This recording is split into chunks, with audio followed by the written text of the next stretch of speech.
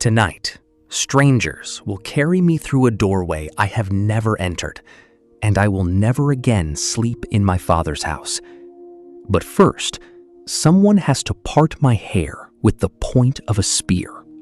The spearhead is iron, bent with age, and in this house, it comes out only on mornings like this one. My mother's women draw it along my scalp, dividing my hair into 6 braids, the way Roman brides have worn it for longer than anyone can remember. One of the women says the iron keeps evil out of a bride's hair. Another says it promises brave sons. I hold still and let them work. Yesterday, I stopped being a child. I laid my dolls before the household gods, folded away the clothes I grew up in, and slept one last night in my old room. This morning, I wear the tunica recta, a plain white tunic woven in one piece on an old-fashioned upright loom. Woven, custom insists, by my own hands. Around my waist is a belt of wool, tied in a tight double knot named for Hercules. Only my husband is supposed to untie it. Then the veil.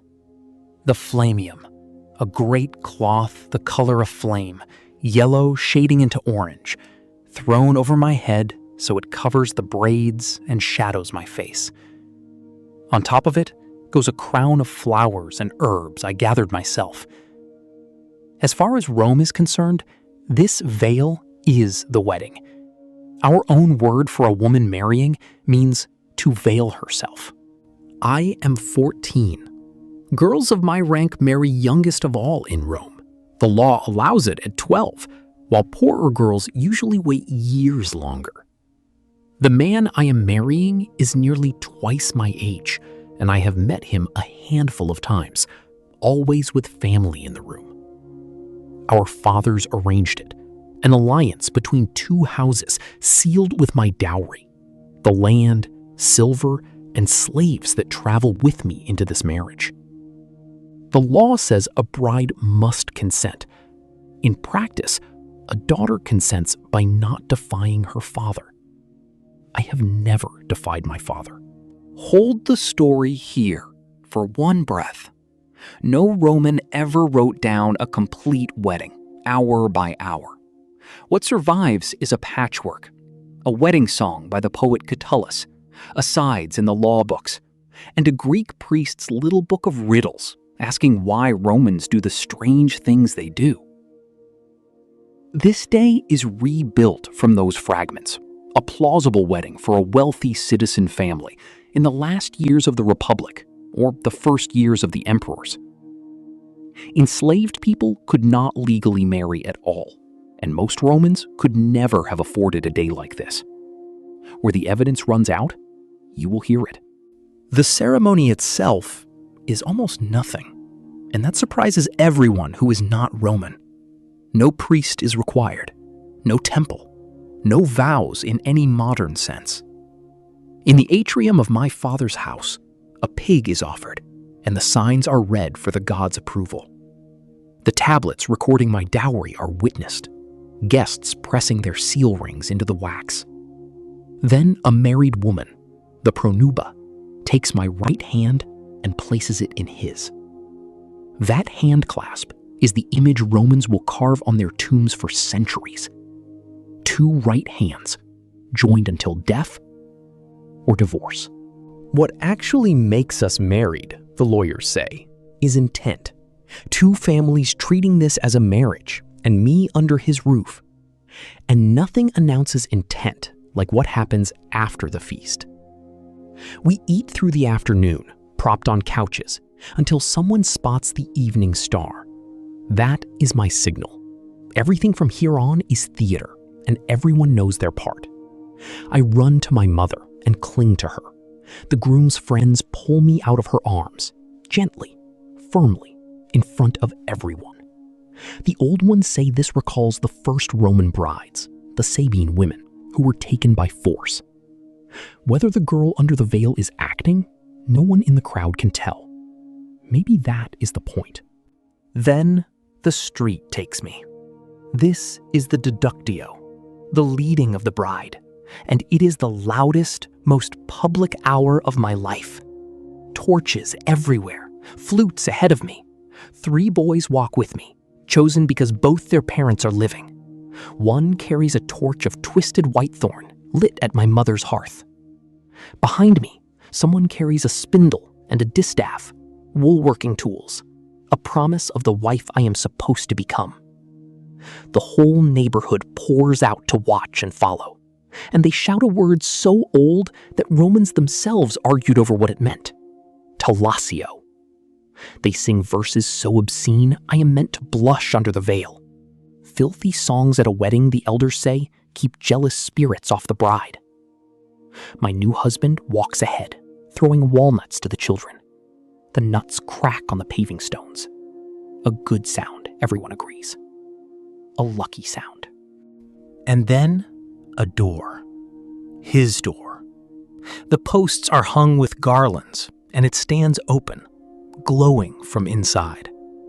I do the strange things brides do to doorways. I wind bands of wool around the posts and touch them with that, marking this house as mine to enter. Then, his attendants lift me off my feet and carry me over the threshold, so my sandals never touch it. Ask 3 Romans why, and you get 3 answers. Because stumbling here would be a terrible omen. Because the threshold is holy ground. Because brides were once carried in by force, and the shape of that old violence is kept as good luck. Romans went on lifting brides over thresholds long after they forgot the reason. So, one day, will you? Inside, my husband waits for me with fire and water. He holds them out, and I touch them both. Water and fire are the 2 things no household lives without, and from tonight, his hearth is my hearth. His water, my water. Then, in front of the last witnesses, I say the one line of this whole day that anyone thought worth writing down, or at least the line later Romans swore that brides said. Where you are Gaius, I am Gaia. Whoever I was this morning, tonight I am Gaia. Wherever you are master of this house, there I am its mistress. The pronuba leads me to a bed made up in the heart of the house. Outside the door, the guests sing one last song and go. About what happens next, the sources drop their voices. A few jokes from the poets, a few prayers, and then silence. Even Rome, which watched me all day, does not follow me past this door. In the morning, I wake as a Matrona, a married woman of Rome. My hair is bound in a wife's woolen bands from now on. I carry the keys of this house. Its stores, its accounts, and its slaves answer to me. Tomorrow, the 2 families come back here for the Repotia, the morning after feast, and I preside for the first time. But here is the part the torches hid. In law, I may not belong to my husband at all. In these years, most Roman marriages leave a bride under her father's power, not her husband's. My body moved across the city last night. My inheritance, my legal person, stayed anchored in the house I left. If this marriage sours, my father can call me home, and my dowry comes with me. Rome, which wrote law onto everything, kept a thread tied between every bride and her father's door. No one at that wedding could have told you whether the marriage would be long, or kind, or brief. Divorce was easy and carried little shame. Remarriage was expected. Childbirth killed young wives more surely than any bad omen.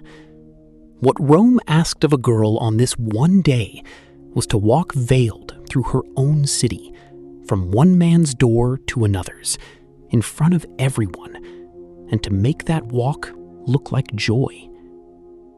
Under some of those flame-colored veils, there must have been joy. Under others, plain fear. The veil never said. The torches burn down, the door closes, And whoever she was that morning, she is Gaia now.